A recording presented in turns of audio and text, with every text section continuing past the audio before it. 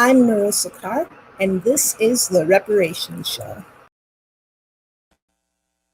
Don't want no spare change or handout. I see that everywhere I go. Want you to reach right in your conscience, baby, and give me everything I'm owed. I'm talking about them reparations, reparations. Oh, honey, give me all my money, money. Reparations, reparations. Give me everything you owe. Reparations.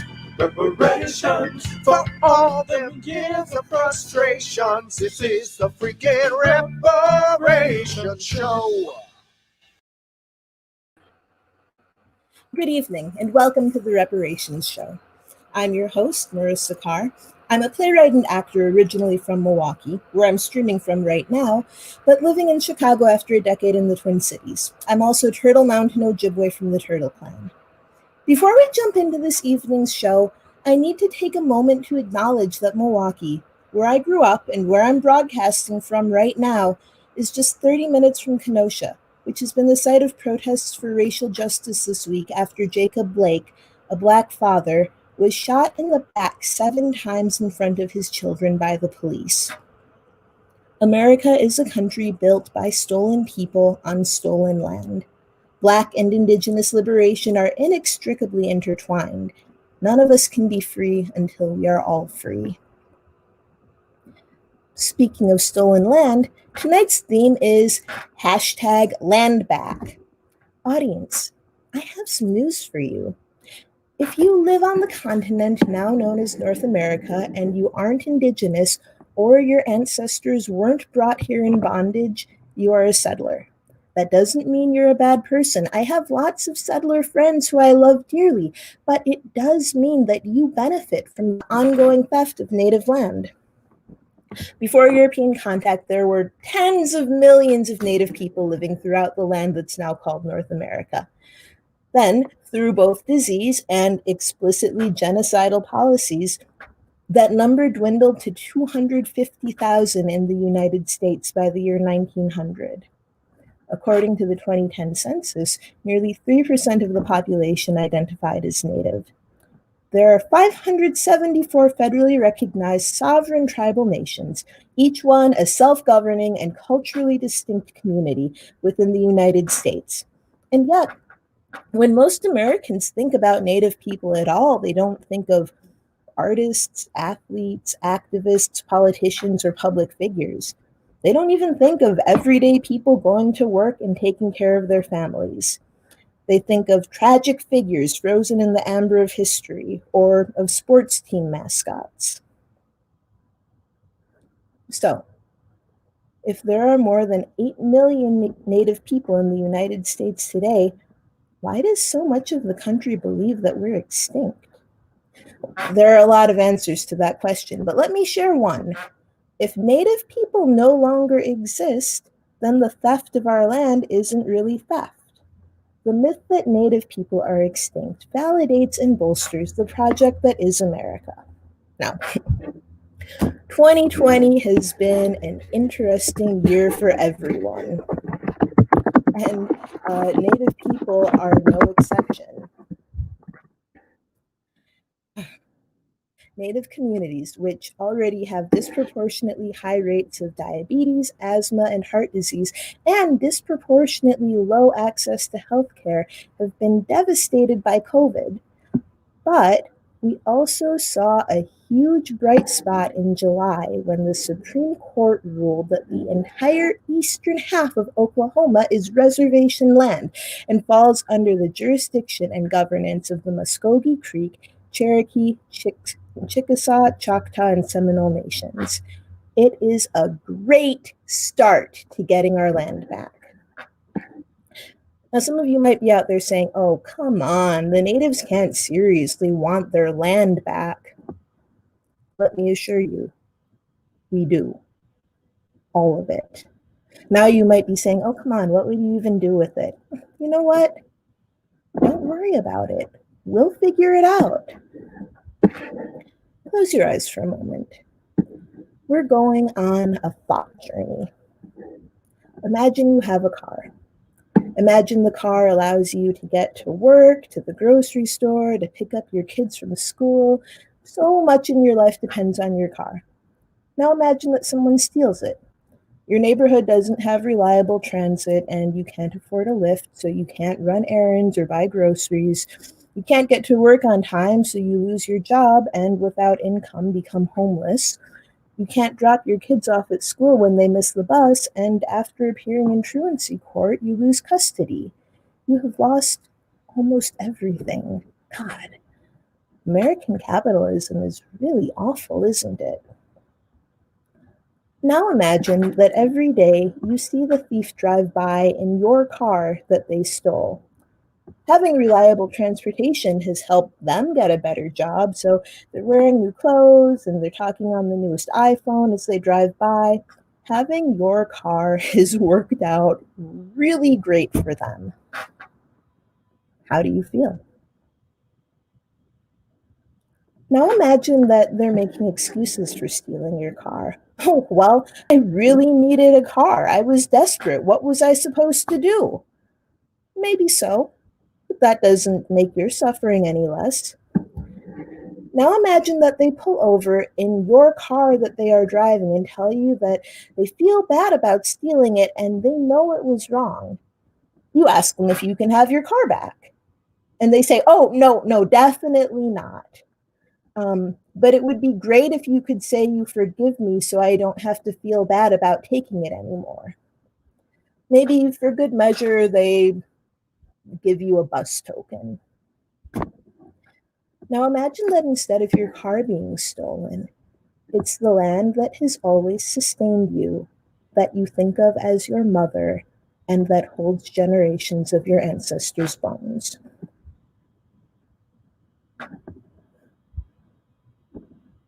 Today's theme is #landback. We'll be talking with 3 Native artists about their artistic practice, the work they do in their communities, and the return of Indigenous land. Our first guest is Kenny Ray Ramos.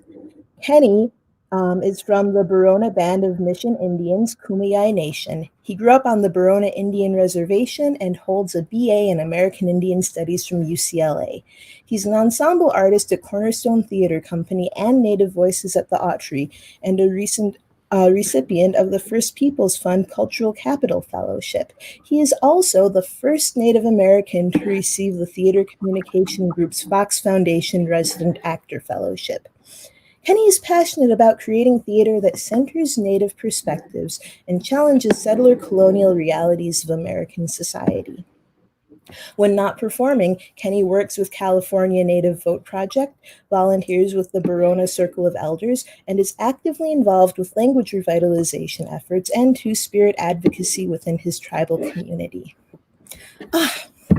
Kenny, hi! I love them. Oh, sorry. Oh, no, go ahead. Do it again. Okay. Can I do it off? Yeah. Thank you. Hi, Marisa.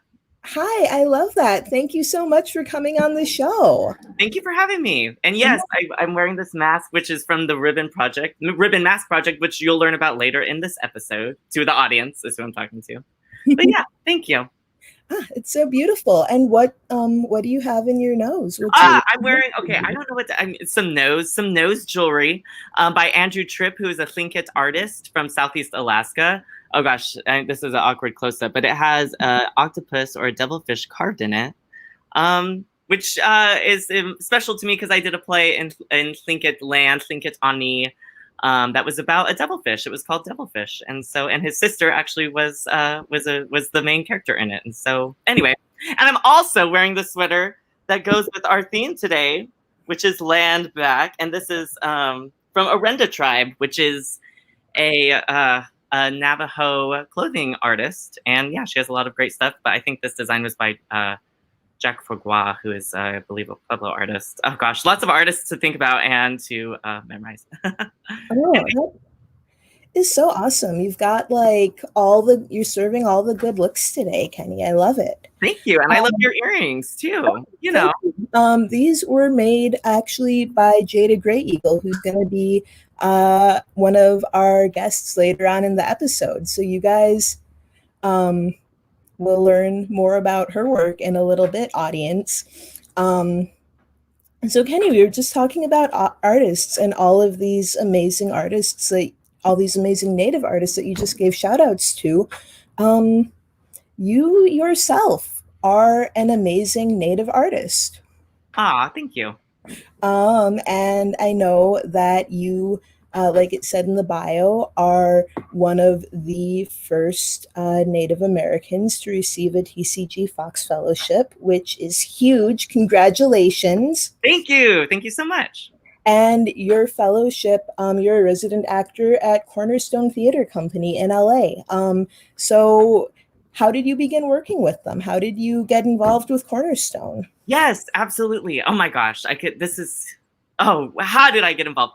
So actually, yes, I was working in Los Angeles at the time. I had graduated, as my bio mentioned, with my BA in American Indian Studies from UCLA. I was working in the local Native community in LA, which has a very vibrant, huge, diverse intertribal Native population. And I had actually grown up doing theater here in San Diego County, where I'm zooming in from. But while I was in college, I pretty much rejected theater. I stopped doing it when I started to reflect on how racist it was, and how many times I was forced as a young Native kid to play Indian in these very racist, stereotypical ways, in shows like Annie Get Your Gun and Peter Pan. And as a result, while I was going through my education, I pretty much just quit theater, and I just felt like it wasn't really a safe place for a Native person to be. And it was really unfortunate because I love the art so much, but I just felt like I could put my energy elsewhere into ways that would benefit the Native community. And that's when I got really involved with Native activism on campus, but then also that led to me working into the Native community after I graduated. So while I was working in the community, time had passed, and it had eventually ended up being 6 years that passed that I didn't do theater at all. And I was at a local community meeting, the American Indian Community Council of Los Angeles.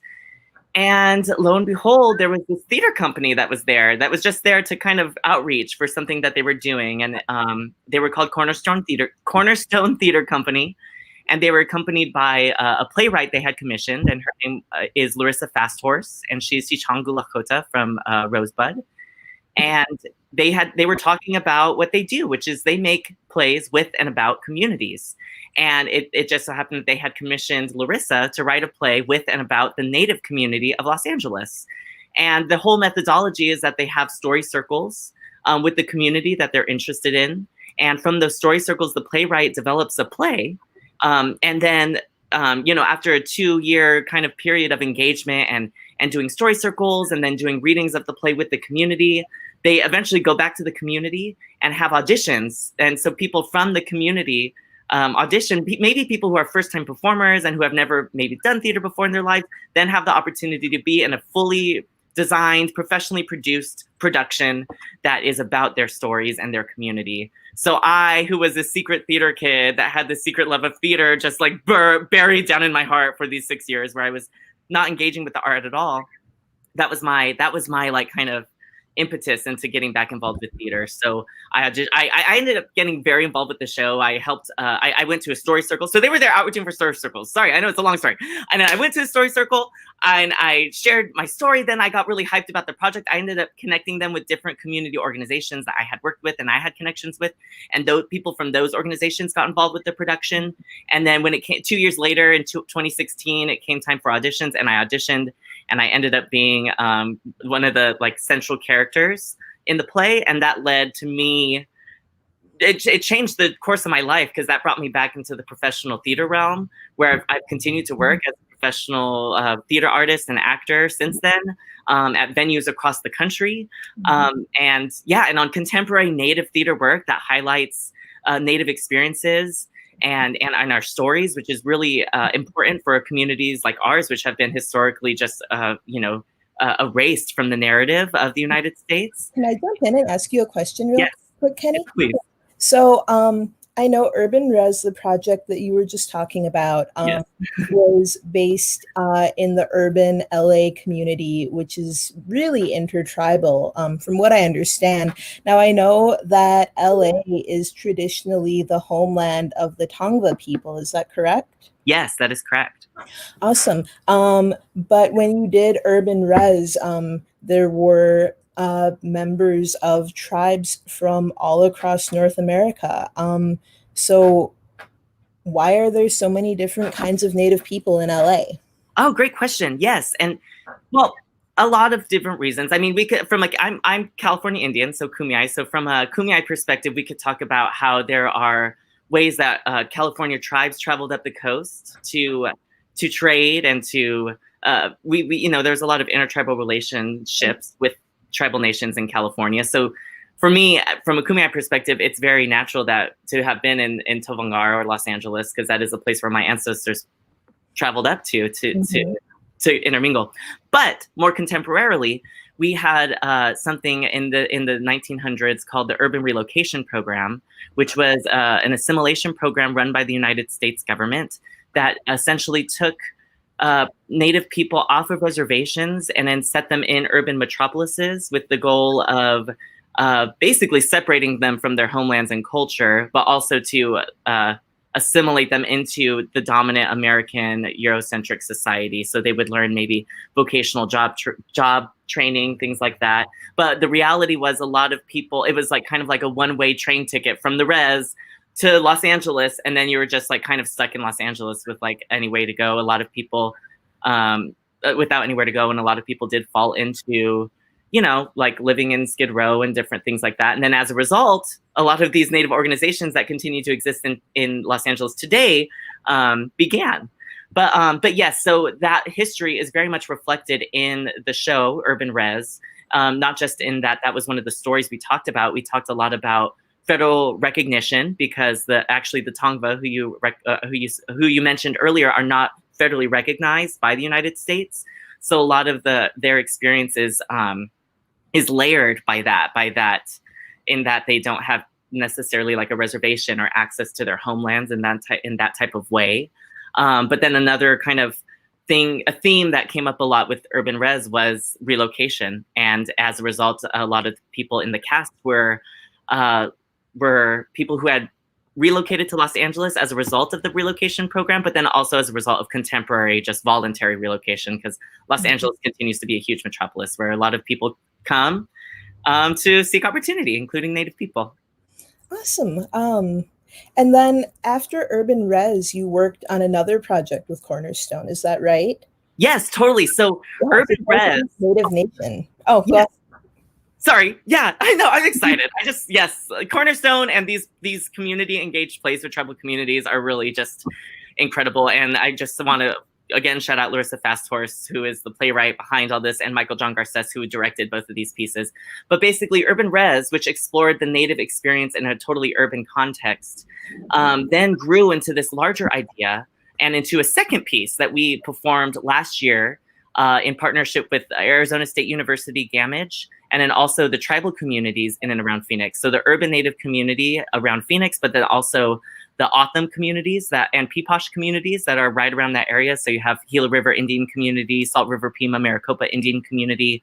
And we basically took the model of what Urban Res was, which was this immersive theatrical experience based on Native stories and highlighting Native experience. And then we basically took that show and then we like times it by 100 and it did this super huge version of it, because that was the other thing that was special about both Urban Res and Native Nation is they weren't your typical like Eurocentric sit down and watch. Oh my gosh, yes, that's the cast. See, look at how much like many people. The cast is easily like triple the size of Urban Res. But it wasn't just that the narrative of the stories that were told were from a Native perspective. The way that the story was told was also from a decolonial or from I would say, an indigenized mindset, in that it was a theatrical experience. There were scenes happening simultaneously at the same time. And again, it was immersive and the audience was very much a part of the piece. There was not this like separation between the performers on stage and the audience sitting down passively. It was very much engaging the audience to be a part of what we were doing. And so, yes, so that grew into Native Nation, and now what we're focusing on is a trilogy of plays that are all exploring Native experience. So, like I said, Urban Res was about Natives in an urban context. Native Nation was a blend of an urban context of Phoenix, but then also these rural reservations that exist right outside the urban area. And then the next play that we're working on currently is called the Lakota Dakota Nakota Project, which is going to be looking at Native experience in the plains, and very much rural, somewhere on the plains. We don't know. How will we get electricity? Of course. And then this is all like, we have a pandemic going on, so who knows how it will all play out. But yeah, so that's the kind of trilogy of community engaged plays that I'm very excited to be a part of, and that really have changed and touched my life in a very meaningful way. And they're all the brainchild of Larissa Fasthorse. Oh, that is awesome. Yes, big shout out to Larissa Fasthorse. Yes. I love her so much, and I know that you do too. And she has done so much to make space for Native people in the theater field. So big appreciation to Larissa. Larissa, we love you. We love you. We love you. So speaking of Native people in theater, after this, I want to talk a little bit about what's going on in your Kumeyaay homeland. But before that, thinking about all of this kind of community engaged theater that you've done, working with Native communities to tell their own stories on their own terms. Why is it particularly important for Native people that we get to do that we have that opportunity? Oh, so for so many reasons, but I think most importantly that's coming to my mind right now is just the importance of controlling your own narrative. Like, we have been systematically removed from the history of the United States in that the public education system doesn't teach about us, or it doesn't teach about things like treaties, right? Which, even according to the United States' own rules, a signed and ratified treaty becomes the supreme law of the land, as outlined in the Constitution, right? But the public education system doesn't teach about any of that, and it doesn't teach about our stories and just who we are as contemporary people.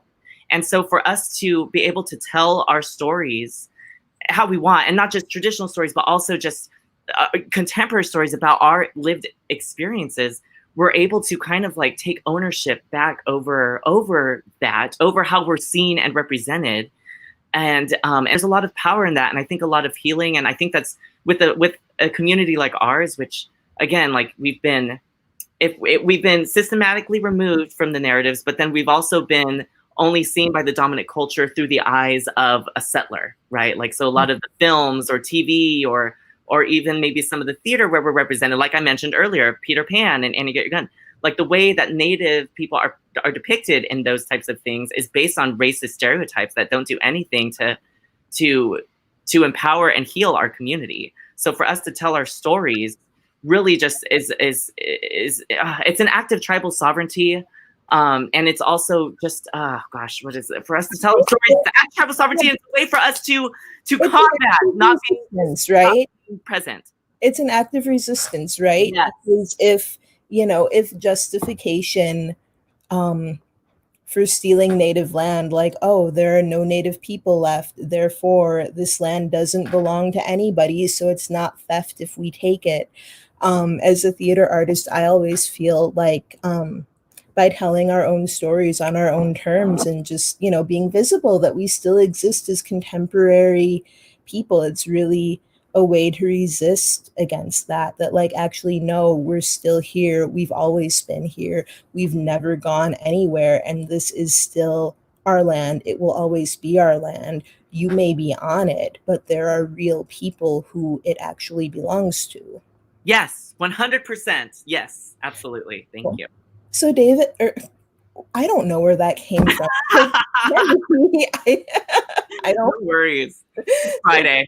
Speaking of Native homeland, can you tell me about what's going on in your homeland right now? What's going on in the Kumeyaay Nation? Absolutely. Like, so starting with in mid-July, there was movement to create Trump's border wall in my ancestral tribal homeland and territory. And I guess it's been on the horizon since he's been talking about that wall, but they started blasting through our traditional territory without the proper tribal monitors, which are necessary in order to identify any ancestral remains or artifacts and things of that nature, which ties back to like NAGPRA, right? The Native American Graves Protections and Repatriations Act. Mm-hmm.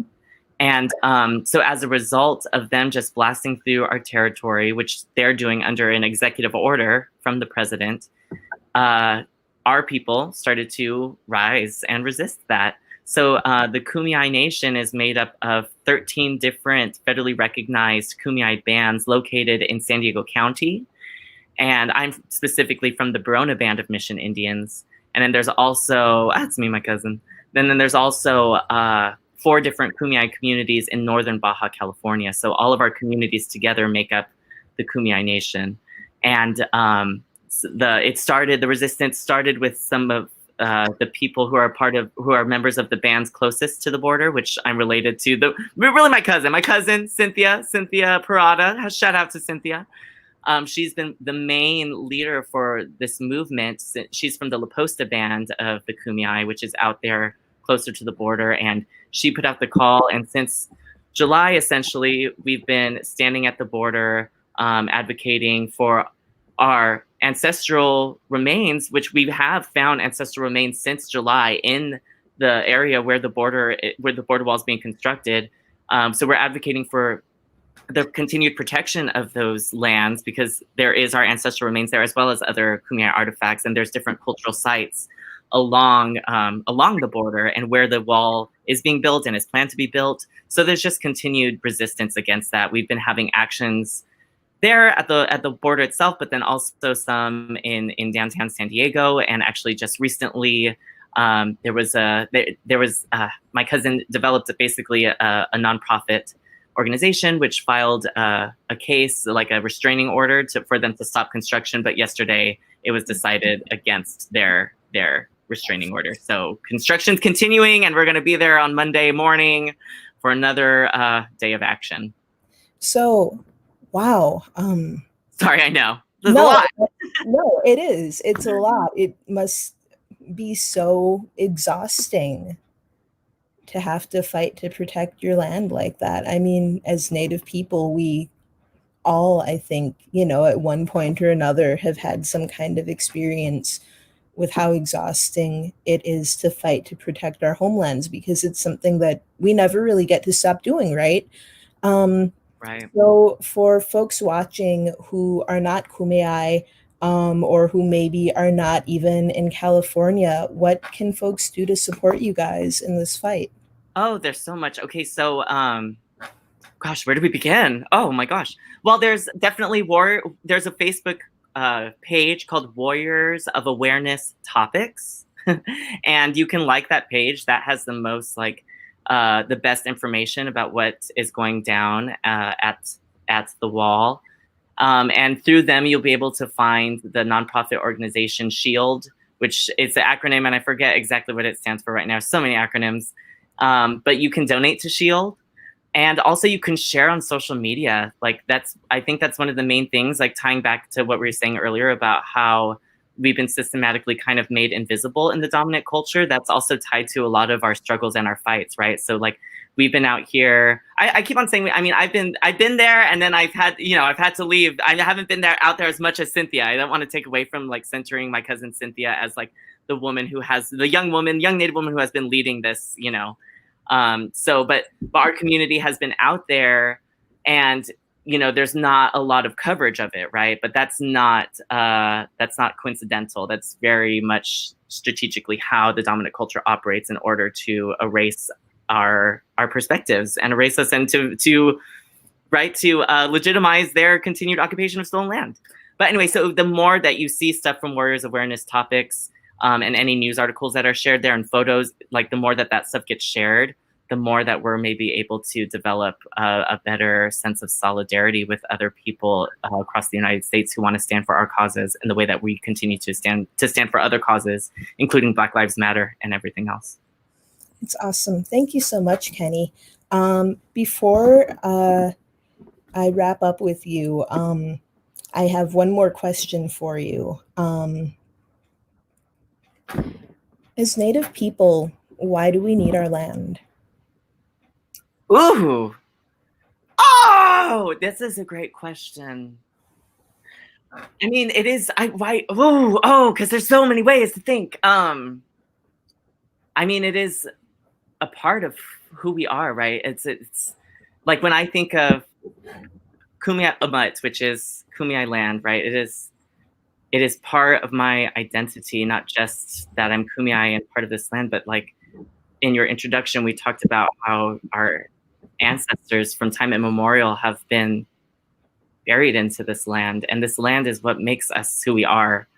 And I think that goes along the lines for, all the tribal communities across Turtle Island, like our unique connection, and that connection is everything. It's spiritual, it's physical, it's emotional, it's mental. Like our unique connection to our specific homelands informs who we are as living people, living beings, and so that, I think why it's like yes, anyway, we're the one, and we're the ones who best understand or have knowledge to how to live in a good way, in reciprocity and in balance with this environment. If we were able to put traditional ecological environmental knowledge from our tribal communities to the forefront, we may be able to develop a better society that is able to live in harmony with this homeland. But why do we need it back? The other thing I think about is like, well, I mean, like, did they ever, like, because I think there's a way to think about it, like, well, it's still our, or like not our, that whole ownership thing, you know what I mean? But it's like we, yes, land back, yes, but it's also like nothing has necessarily disrupted. And I guess I'm privileged in that my community has never been forcibly removed from our traditional homelands, but nothing has disrupted our relationship to our homelands, if that makes sense. You know what I mean? So even if currently right now I'm in unceded Kumeyaay territory, because our treaty we signed was never ratified by Congress. So, they're just, like, anyway, we signed a treaty, they didn't ratify it. So we've never ceded this land legally, but it continues to be occupied by a settlement of the United States. However, throughout that occupation, we have continued to have our deep relationships with our homelands. And so that's not going to change regardless of who thinks that they're, in ownership or in power. Like we continue to be in deep reciprocity and relationality with this area. And so, yeah, so that's why I was thinking the other way of or another thing that kind of rings true for me in that. But yes, we should have full autonomy over it on top of all that. Anyway, sorry. No, that's great. Thank you so much, Kenny. It has really been a pleasure talking with you. As always, thank you so much for coming on the show. For everybody who is out there watching, please do what you can to support the Kumeyaay people as they fight to protect their land. Kenny has given us some really great action steps. If you don't remember what they are, you can rewind in the video and watch it again. It's all there. Thank you so much, Kenny, for coming on the show. We'll talk to you real soon, okay? Thank you. Thank you for having me. Yeah, and thanks, everybody. Miigwech. And our next guest is going to be Jada Gray Eagle. Jada is an Oglala Lakota artist born in Pine Ridge, South Dakota, and raised in Minneapolis, Minnesota. She is a photographer, producer, beadwork artist, and writer. Jada's photography has been published in numerous publications such as Native Peoples Magazine, Indian Country Today, Briar Patch, Vogue, and Tribal College Journal. Her photography ranges from fine art portraiture to documentation of Indigenous resistance. She received formal training in photography at the Institute of American Indian Arts in Santa Fe, New Mexico, and holds her Bachelor's of Fine Arts emphasizing fine art photography. And she will be, there she is, Jada. Hi. How's it going? Good. How about you? Good. I actually got colds, so I had to put on a hoodie. Yeah. I was like, oh, that's not what she was wearing in the green room. Oh, so Jada, like it says in your bio, you are a multi-talented artist, and I think we'll have some pictures of your art coming up on the screen of your artwork coming up on the screen any minute now.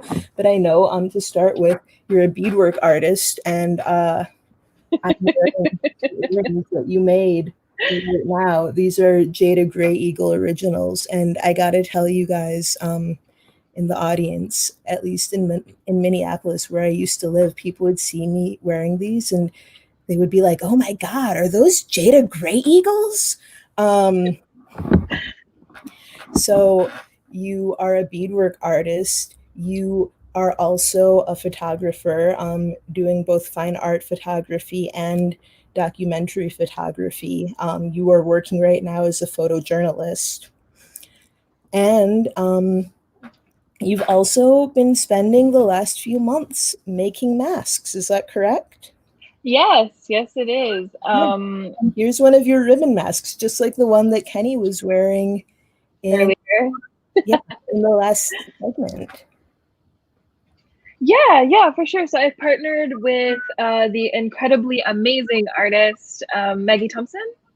And so the ribbon masks are her original designs. And what I've been helping her do is, so for every purchase of a ribbon mask, we donate 2 CDC compliant cotton masks to organizations that need it. And people can make a request through Maggie's website, which is makwastudio.com. And then we work to fulfill like all of our requests. And so we've been sending out, I've lost count of how many we have sent out so far, but I know for sure we've made over 3,000 masks. So yeah, that's the CDC compliant masks that we've been all handing out to our community as well. So I've been sewing a lot, and I haven't sewed since I was a teenager. So I'm happy to be sewing again. Awesome. And wow, 3,000 masks to your community. That is really incredible. So why is it particularly important right now to get masks out to Native people specifically? Because I think that, we are proportionately underserved. We are a community that has been not only missing from the mainstream dialogue, but we've also been impacted the most in terms of everything. I mean, police violence and COVID as well. And COVID is starting to hit our communities much harder. And I think it's due to lack of access of resources as well. So that is why we have been focusing on providing these masks to the Native community. But also to the community within the Twin Cities as well. Oh, wow, I love that. That is so cool. Thank you for being a part of that work. Of course.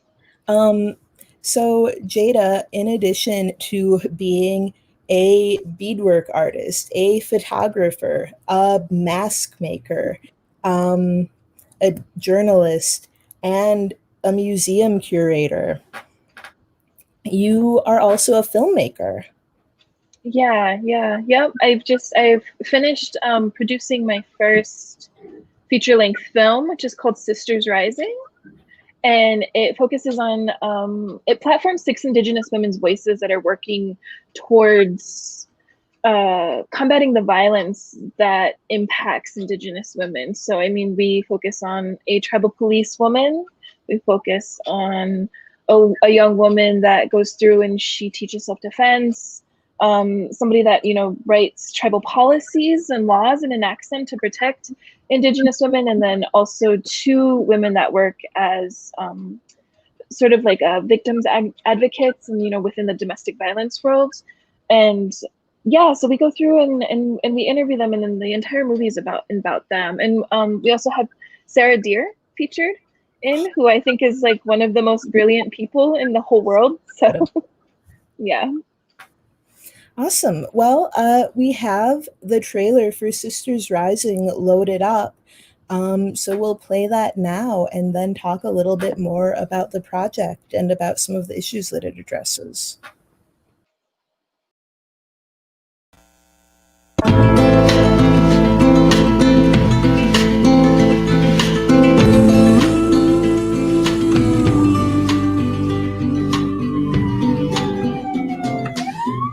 a woman is getting raped or beat and she's screaming, how many times have you heard where nobody called 911?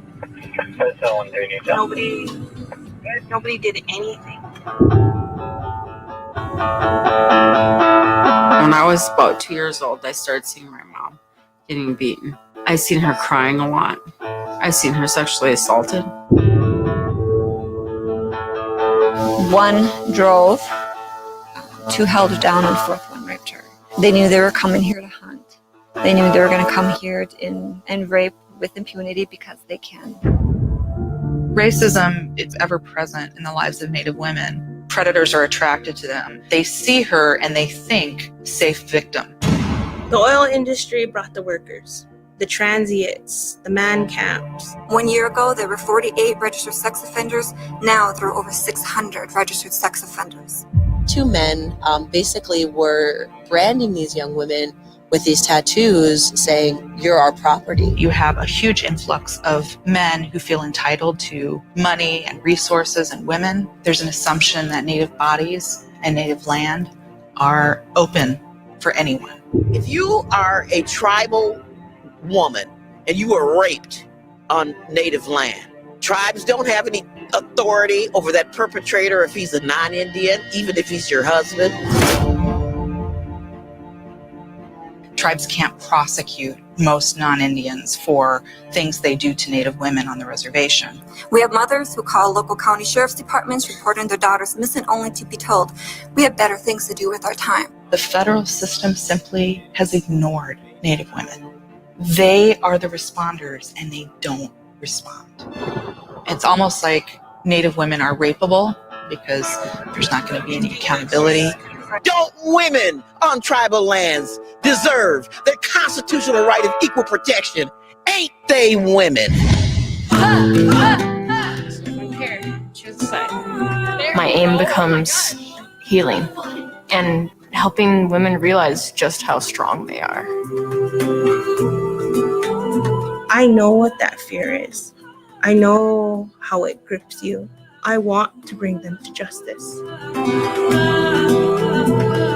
Tribal sovereignty is integral to ending rape, and at the same time, ending rape is integral to tribal sovereignty.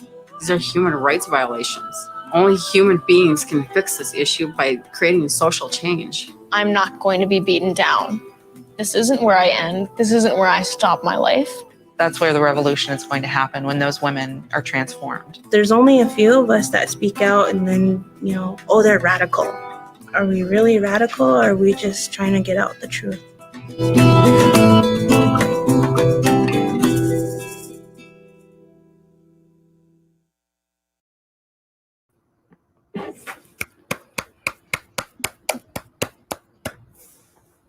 Wow.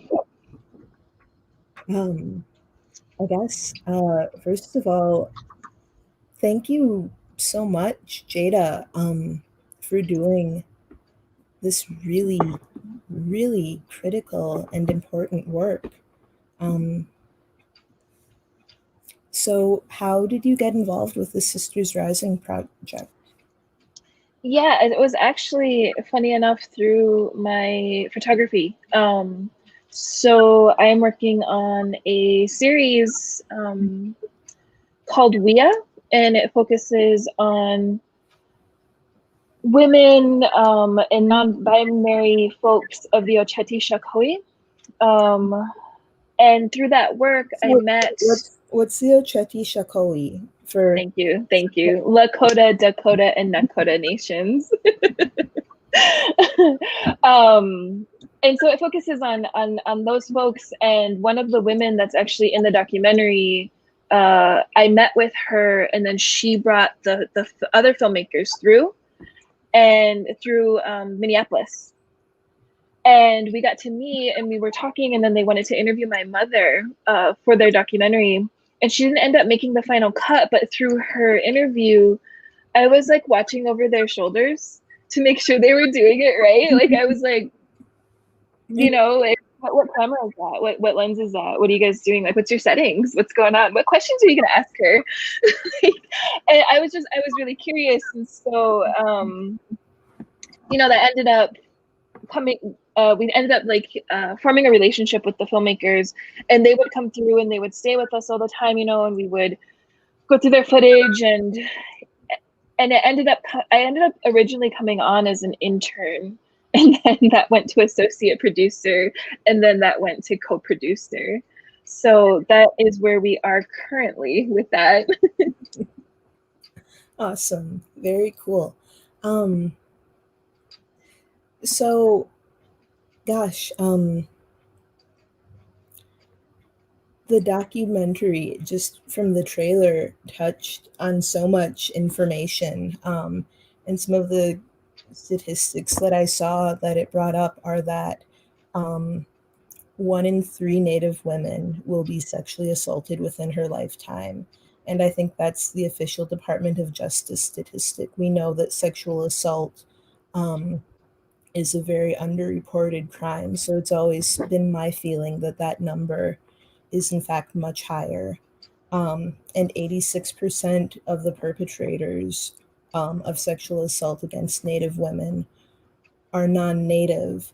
I also read recently, and I don't remember the source, so I can't cite it, unfortunately, but I think it was that Native women are more likely to experience violent assault within our lifetimes than we are to graduate from high school, own a home, or live past the age of 50. So,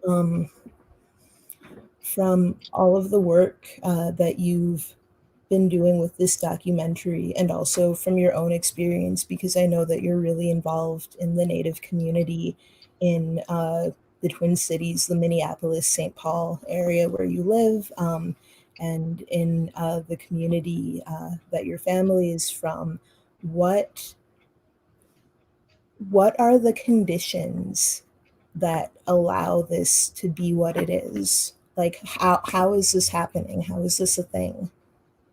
Yeah, I mean, I think it's a combination of things, and the number one thing being colonialism, and displacing us and detaching us from who we were originally as a people, and taking that strength away from us, I think is definitely where a lot of this got started. And that just goes down into multiple different things. Like, you detach people from who they are, you detach them from their language, their medicines, their healing ways, their ceremonies, and everything like that. You're gonna this is ultimately what happens. And I was reading the other day something, it was a tweet. Somebody was like, Indigenous people are currently living in their dystopia. And I was like, that is so accurate to everything that I know, like in terms of climate change, the violence against Indigenous women, everything that we go through fighting for our lands, like Kenny was speaking about. We are living in our dystopia. And this is just one of the ways this violence that is perpetuated against our women is just one of the ways that this colonialist dystopia has impacted us. I something that I also thought was really interesting in the trailer for the film is that it kind of creates a tie between environmental violence, between violence against the environment and violence against Native women. And I know that in addition to this work, you're also someone who has done a lot of work around Indigenous environmental causes, fighting against pipelines and other things. Do you see a connection there? Yeah, absolutely. And within the film, we talk about that in terms of the man camps that come about during, this construction and upkeep of pipelines. And so for people that don't know, typically these pipeline companies hire a lot of people to come into these communities that they're not attached to, that they're from all over the place, and they, for the most part, perpetuate violence against the people that are in the areas. And pipelines often go through Indigenous lands.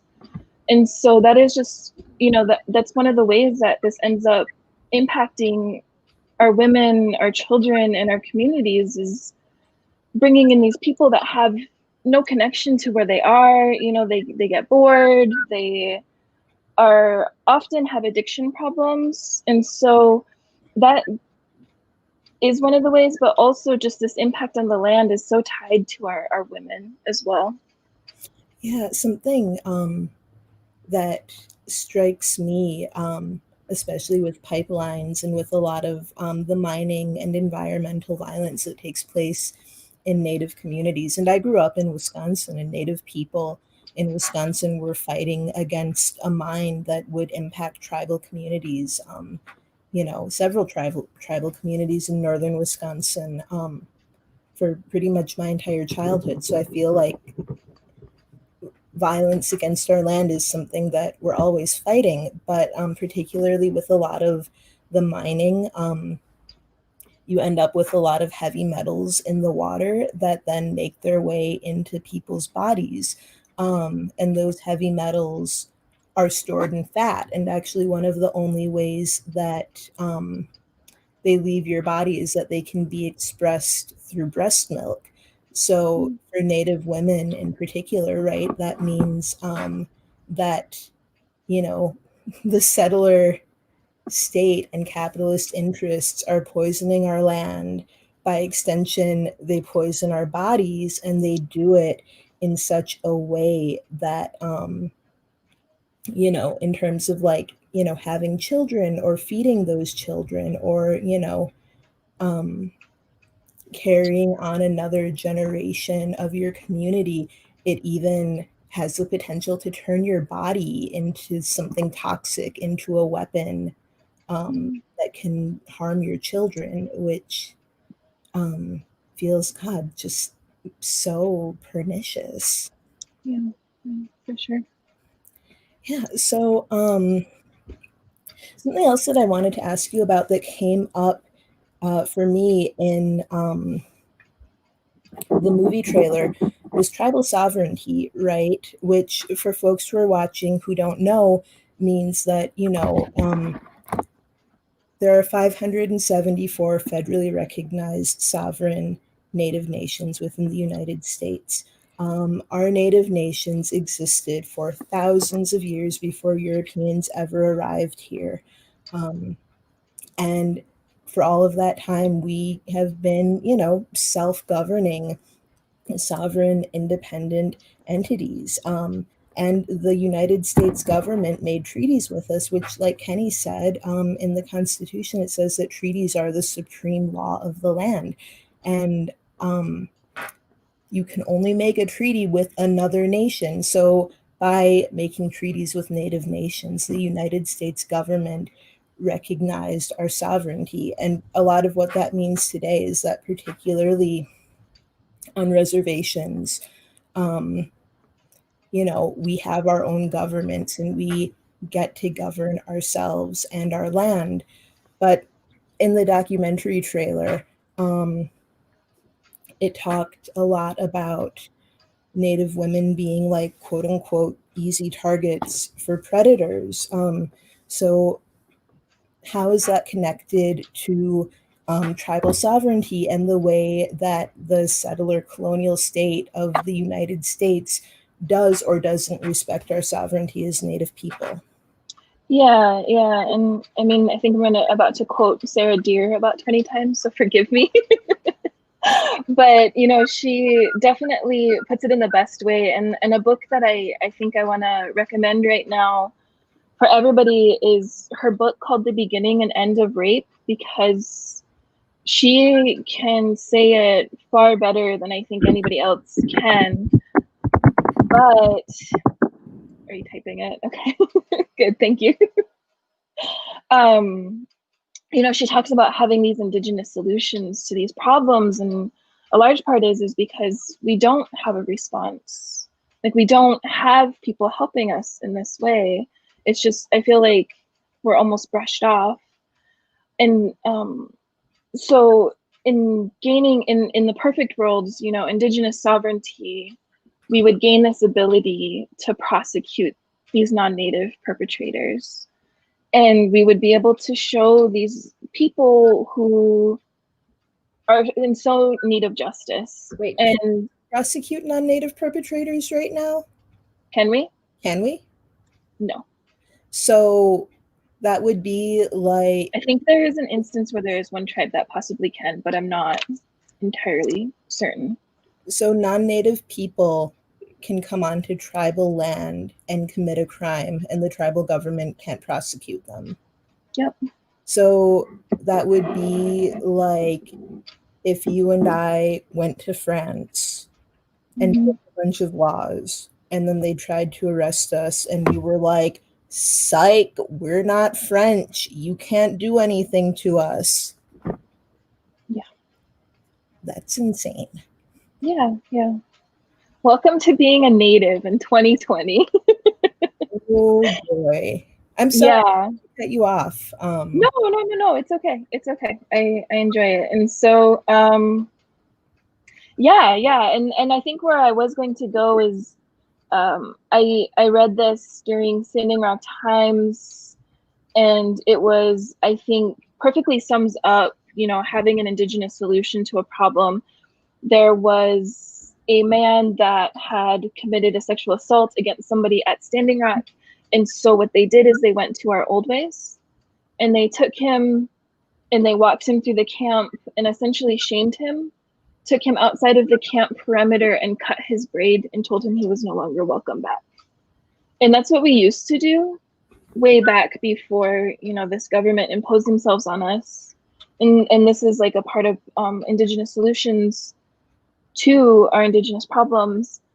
And to me, that's that's an example, of practicing the old ways and enacting that Indigenous sovereignty. For that brief moment that we had in Standing Rock, we were able to do that.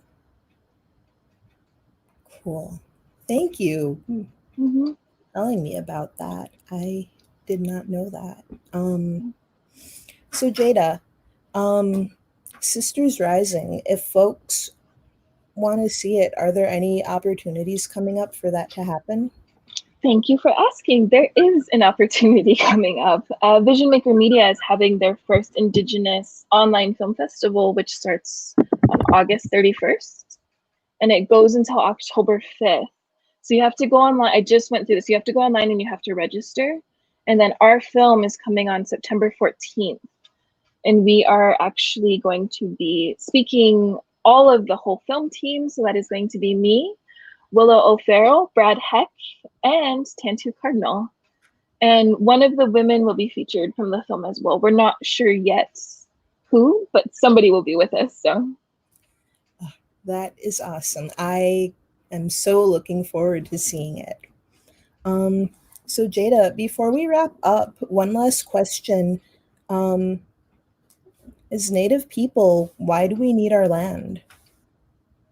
I think it goes back to having those Indigenous solutions to Indigenous problems. And I mean, I think about it in the most basic terms. Like, I think about so many of the things that plague our people, like diabetes,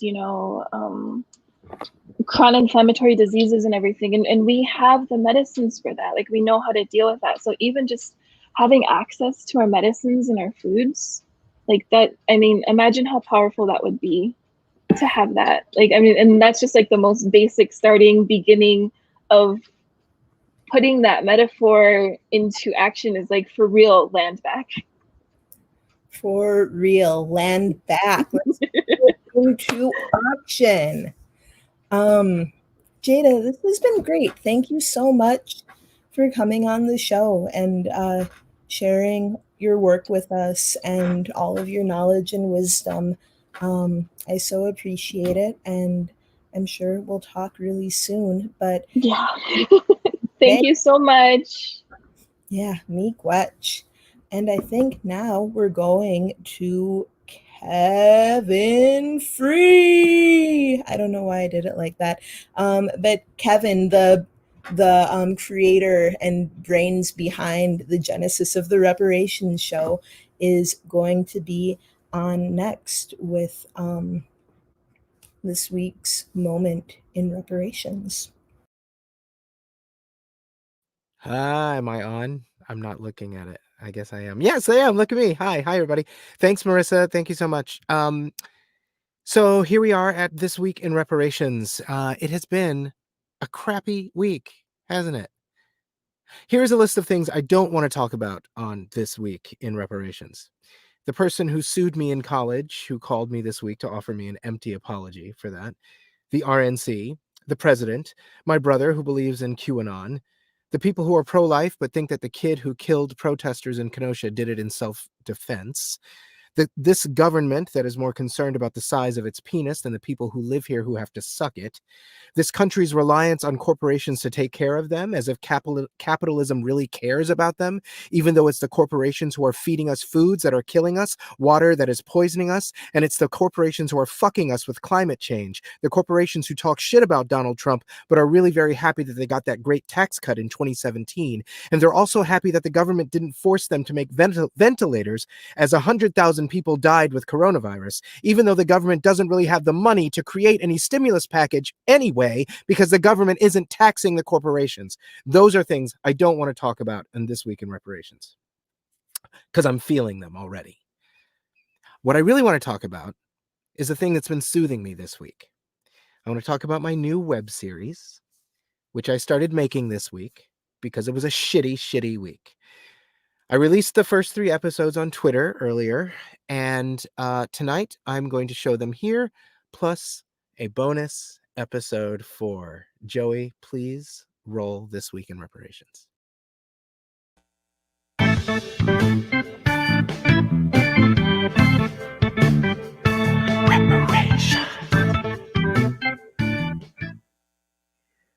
Welcome to the Rudy and Kevin Talk Show. Today we're going to talk about, what do you want to talk about today, Rudy? Anything? Go ahead. Oh, he loves you. He's winking at you, audience. Yeah.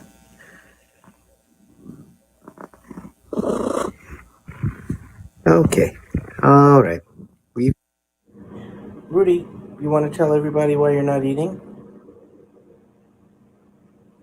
I think you should talk. If this is a talk show, you should be talking. What's going on?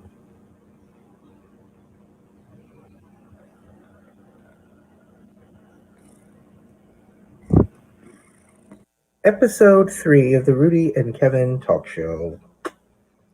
Why aren't you taking a nap? Where are you going?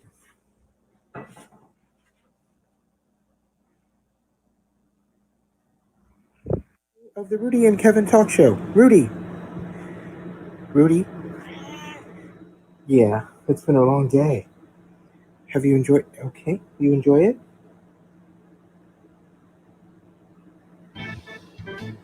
That's it.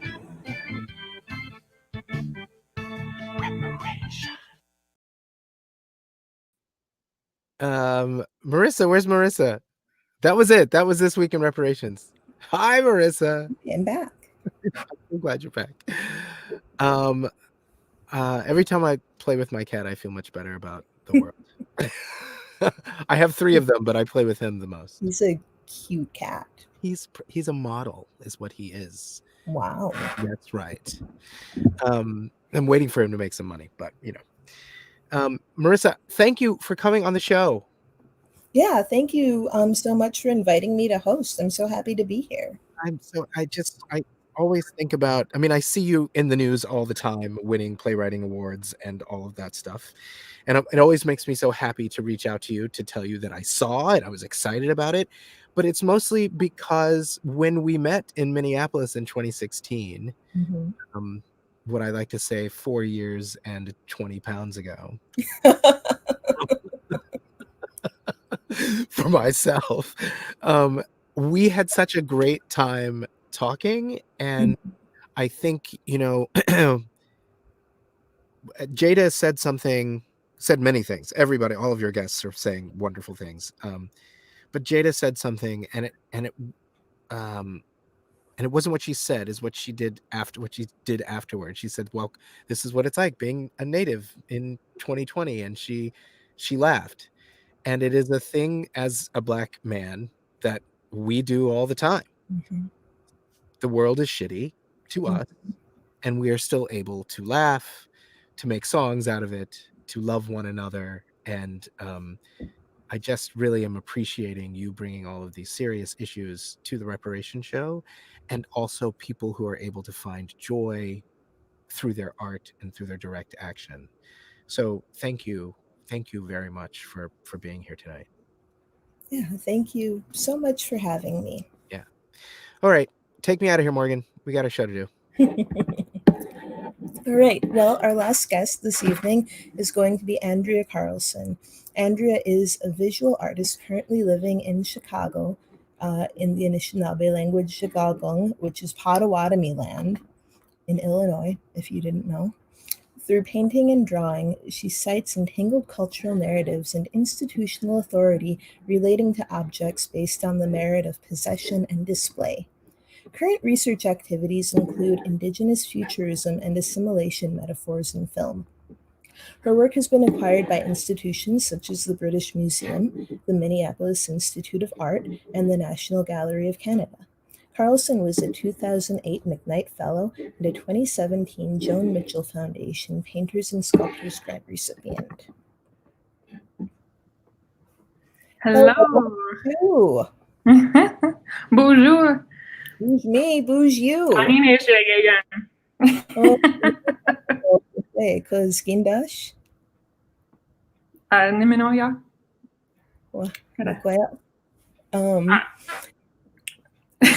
Sorry to throw you off. I think that there's so many people that don't ever get the opportunity to hear Ojibwe spoken, and so y'all just got a little bit of Ojibwe in there.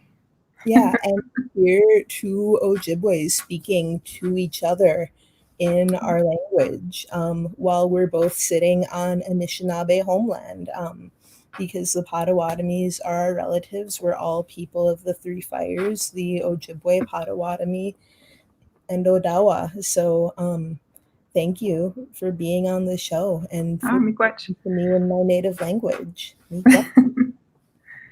Cool. So what do you want to talk about?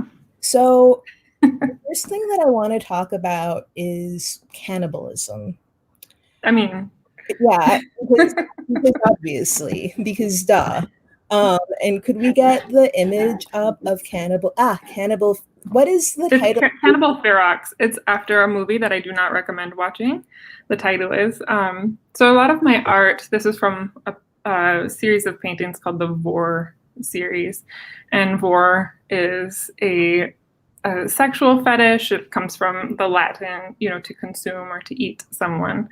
So, I cannibalized, or I appropriated a number of cannibal genre film titles and put them into my landscapes. And then, cannibalism is, of course, something that is discussed in Ojibwe storytelling through our Wendigo, this winter time cannibal monster who consumes people who he doesn't recognize as people. So that kind of metaphor of not recognizing the humanity, and then that gives you the ability to consume the other, is a really, I've also the Wendigo. I always thought of it being like the spirit of excess, like being like too full but unable to stop eating. Not only consuming, but consuming indiscriminately and not being able to talk, or not being able to stop, which is, so capitalism, right? Mm-hmm. Well, and then there's a number of writers like Jack Forbes, who wrote Columbus and Other Cannibals, and he would use the metaphor of the cannibal through the Wendigo to describe colonization and to describe capitalism and to describe these very harmful frameworks in which people are exploited and hurt. But also, I didn't make up the metaphor. It's very well written about. In North America, a lot of the indigenous thinkers will talk about the cannibal in terms of colonization, and Europe cannibalizing indigenous people and Black people. And in Brazil, the power dynamic is inversed, where the Brazilian modernists would talk about the Brazilian people ate the best parts of Europe and assimilated that thing into their bodies. So I think it's a really interesting assimilation metaphor, cultural assimilation and power assimilation metaphor. But like Bell Hooks in her essay "Eating the Other" is talking about cultural appropriation as also being cannibalistic. So I think there's that both conversations, both cultural assimilation and cultural appropriation, are really, where the conversation around cannibalism exists. But then, there's also stories of real cannibalism that isn't metaphoric. I was about to pull that up next. Yeah. I don't know if we want to. It's not. So like the U.S. military. But I'm down. Yeah, the U.S. military, like if you read the journals of Davy Crockett and Daniel Boone, they have recipes for cooking Native people. So even though cannibalism is something that is used against as blood libel, as accusing Indigenous people from all over the world of being savage, that justifies like cutting off hands and hurting people, because if you can accuse Indigenous people of committing the greatest taboo, which is cannibalism, then you can do anything to their bodies, because what they do to themselves is so much worse. You know how we hear that again and again and again. But the reason we had these in our stories is because it was something we didn't do. It was because there was such great reverence for just how like not okay, not normalized it was. But the irony of Catholic missionaries showing up with the host, with the body of Christ, saying, "Eat God." The irony of that, wasn't lost on Native people, but how Catholic scholars would talk about eating God is, yes, we are eating God, but you are eating terrestrial, you are eating man. You should not eat man, but eat God. And so it's like this kind of the sky and of the earth, kind of, they were bringing it to that type of metaphor, which is just,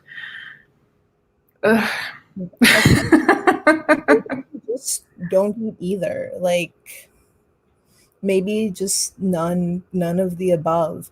I've as you know, I've been very slowly working on a play about cannibalism in North America that is called A Brief History of Cannibalism in the New World. And right now it's just a series of vignettes of white people eating other people. Yeah, the Donner Party ate their native guides first. Like they hunted their native guides down. They ate their native guides first. One of Jeffrey Dahmer's victims was native. I didn't know that. Mm-hmm. Yeah, because I'm from Milwaukee. Because I'm from Milwaukee.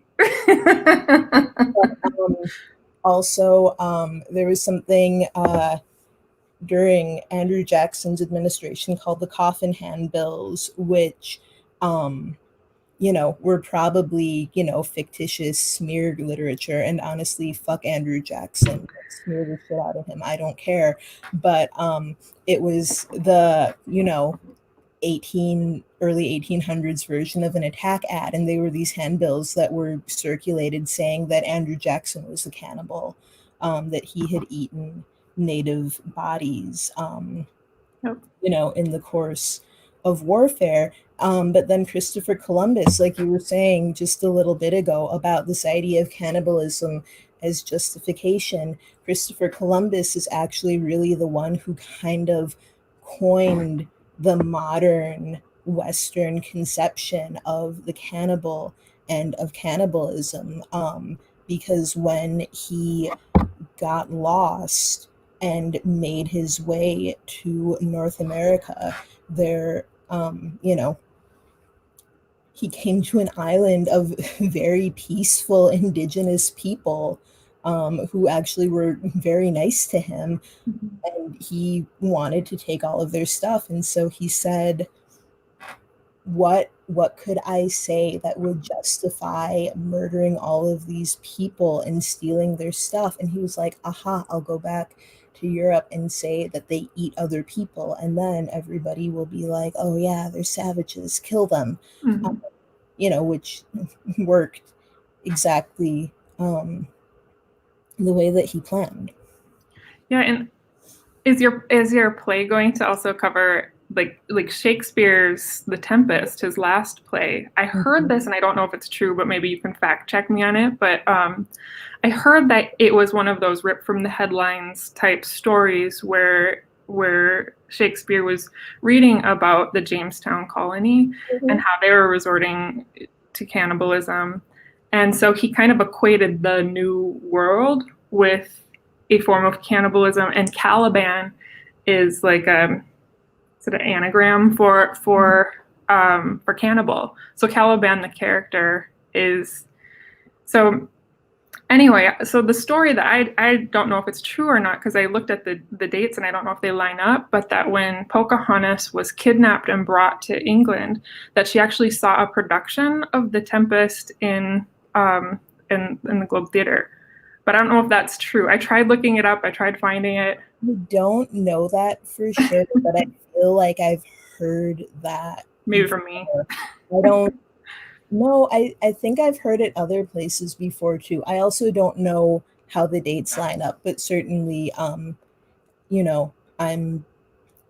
not a Shakespeare scholar, but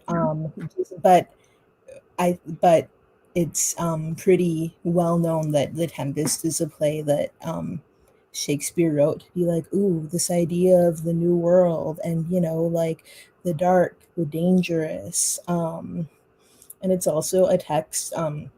There's a version of it called A Tempest that resituates the text in Africa. Yep. And deals with colonialism in Africa through the text of The Tempest, reimagined and reinterpreted. But boo, colonialism, do not like. I think so. I have a theory on, because like at the end, the spoiler alert on Shakespeare, at the end he didn't know how like colonization would end. Like there was no like. It was all kind of this, it was all kind of fantasy land for them. So how he ends The Tempest is like this sunken ship, fantasy like comes out of the deep and resurfaces, and all the people come back to life. It's kind of like the ghost dance, and then they all live. What is the ghost dance for people in our audience who have not heard of that particular movement? You can't have me define anything because I have like ulterior interpretations of everything, but the ghost dance was a resistance movement, but it was a dance, and founded by Wokova, a Ute man who and it traveled throughout Indian country, and most famously with how Wounded Knee happened was they were dancing and they got slaughtered for dancing. But the idea behind the ghost dance was that if we practice it and if we dance it, that North America would like roll up like a rug and shake out, and all of the people would be flung back to Europe, and then the rug would be rolled back out and the buffalo would come back, and all of our ancestors would come back that were killed through colonization.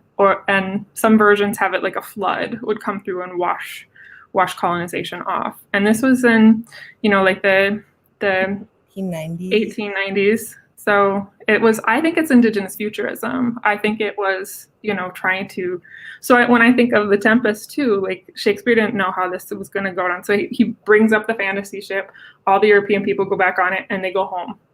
And that was when he lived, that could have been an outcome, like that could have happened. And it's too bad it didn't. So I've been thinking a lot about Indigenous futurism and past Indigenous futurisms.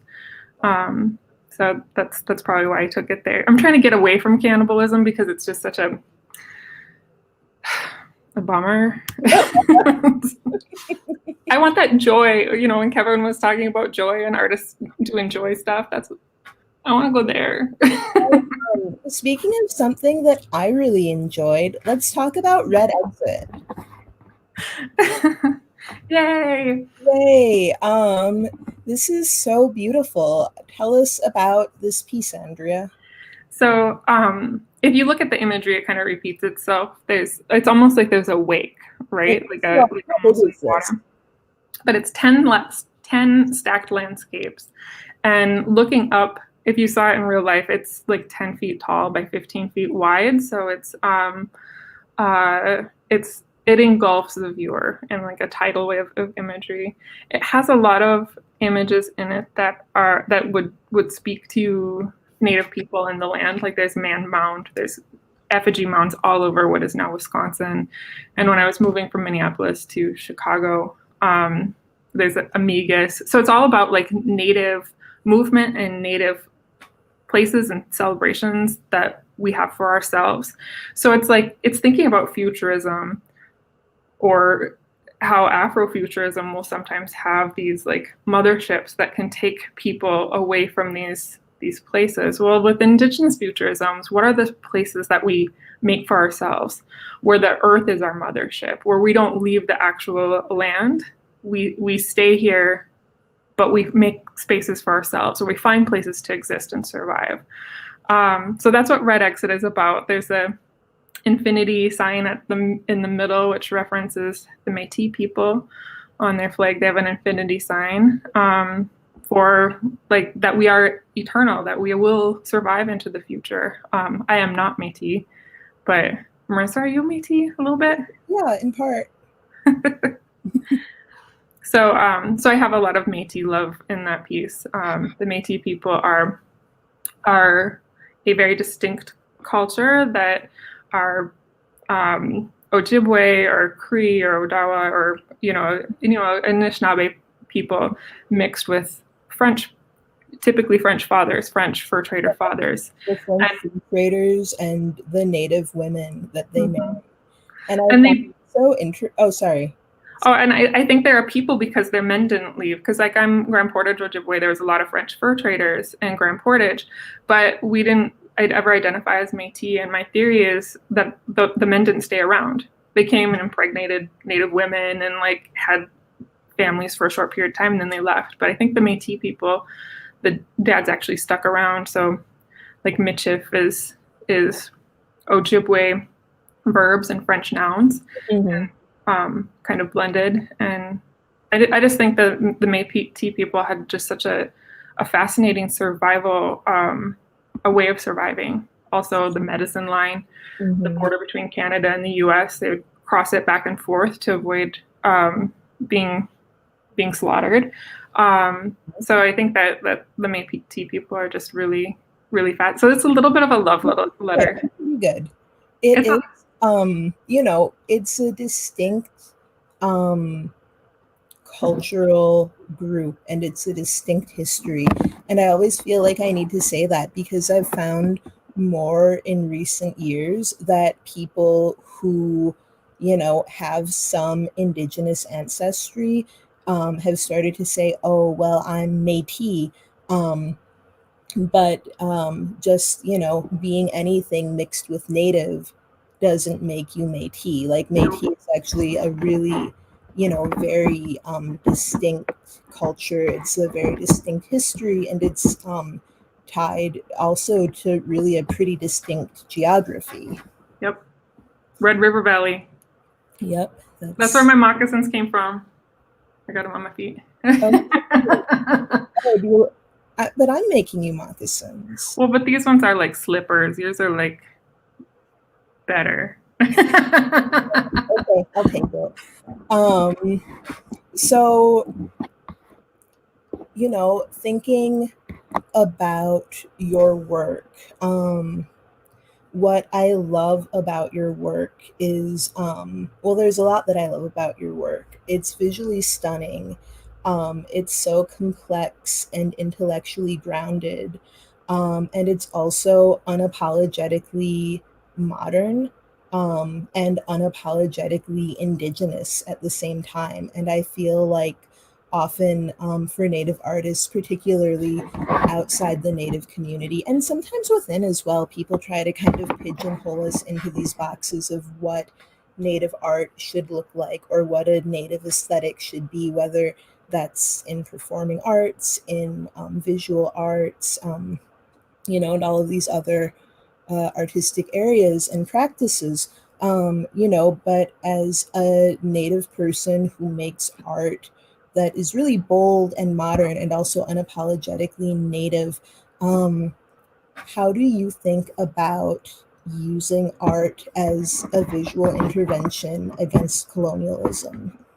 Well, so there's a lot of erasure of Native people, especially I feel, especially in urban centers. Like I'm in Chicago now, and there's just the erasure of Indigenous people is just it's such an antagonistic space. So a lot of people think that there is Native presence in things like monuments and sports mascots, but that's not us. That is even more erasure. That's like it's malicious, and so that doesn't represent us, but people think that it's stand-ins for us. And so I feel like with art, with making these especially with my work that can get rather large, it's saying it is unintentionally radical just to almost exist, just to occupy a space. So I think that making these large visual gestures kind of make us, it gives us presence, it gives us contemporaneity, because we're often denied contemporaneity. We're always past tensed, like even in the movement, we'll be past tensed. They'll be like, this was Native land, or this, no, it's not, this is stolen land. Yeah, it's stolen, but this is Anishinaabe land. Like put us into the future. Don't past tense it like it's, like this was stolen. Don't was. Say this is, and give us presence in the now going forward. So I think that art can do that. I think that I think you were going to ask about, but there's this river, the Chicago River, downtown Chicago, and I'm working on a commission with the city to make 5 giant billboard screens along the river that will say you're on Anishinaabe land. And that particular area off of DeSable Bridge and Michigan Avenue and the Chicago River is the site of Fort Dearborn that Anishinaabe people had attacked several times. And I see it as they were battles, like clearly the settlers were fighting back, but we won a few. So and that is also where Fort Dearborn is now a Blackhawks merchandise store. It just seems like it's such trophy taking, that the head of Blackhawk he was a political prisoner, and now he's a sports mascot. And I feel like it's trophy taking, and it becomes a very antagonistic city to walk around in, to see these sports mascots, just people like don't even know that it's not okay. So that particular place is really, I think, a really important area of Chicago. So I think it really needs signage that reminds people of whose land that they're on, going forward. Amazing. I very much look forward to that. So if somebody is watching this and they're like, wow, her work is incredible, this giant red exit installation, where can I see that, or other work by Andrea Carlson? Any opportunities that people might look to do that? I'm pretty scattershot, and where I display, I have the red exit pieces at the Berkeley Gallery right now. I think it's supposed to close tomorrow, but I think that Berkeley Gallery might keep it up. That's in Minneapolis. And I have some commissions that are brewing. I have news that I can't announce here, but yeah, I'll be around. I'm only one person, so I do as much as I can. But I definitely have shows coming up that will be very visible. Great. So people have to follow you on the social medias and check out your website. Yeah. To find out when things are coming up that they can check out. Yep. Cool. Certainly. So last question before we wrap up. As an Anishinaabe person, why do we need our land?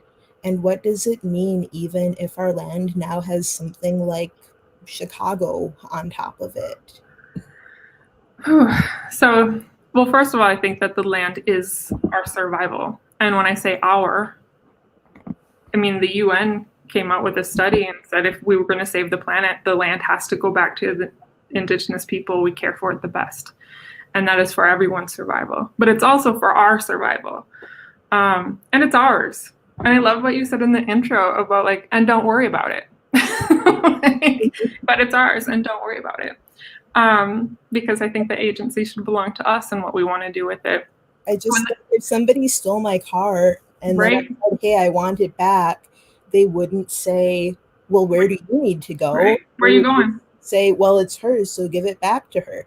They wouldn't say, well, do you even have a driver's license? Doesn't matter. I can get one. I'll learn to drive. It's mine, so give it back to me. Yeah, don't worry about it.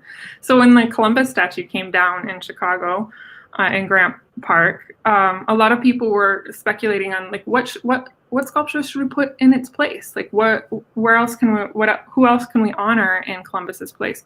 Well, that land that from Michigan Avenue to the lake is all like landfill lake, but it's unceded.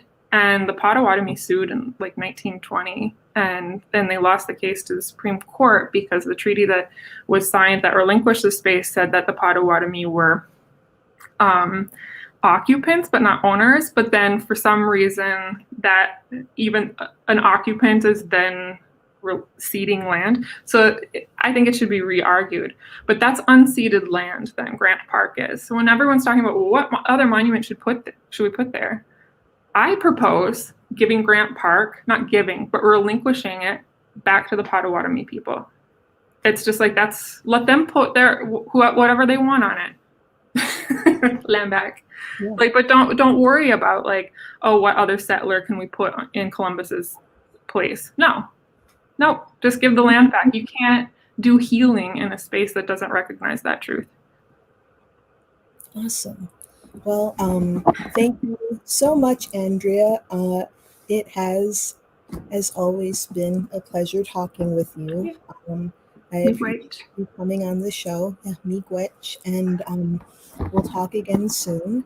And you were my last guest of the evening. So this is it for my episode of the Reparations show. But I want to thank Kevin and the entire team at the Reparations show for inviting me and for making all of this possible. Thank you, Joey. Thank you to my guests, Jada and Kenny and Andrea. And this is Marisa Carr signing off. Gigawabamin and Minawa.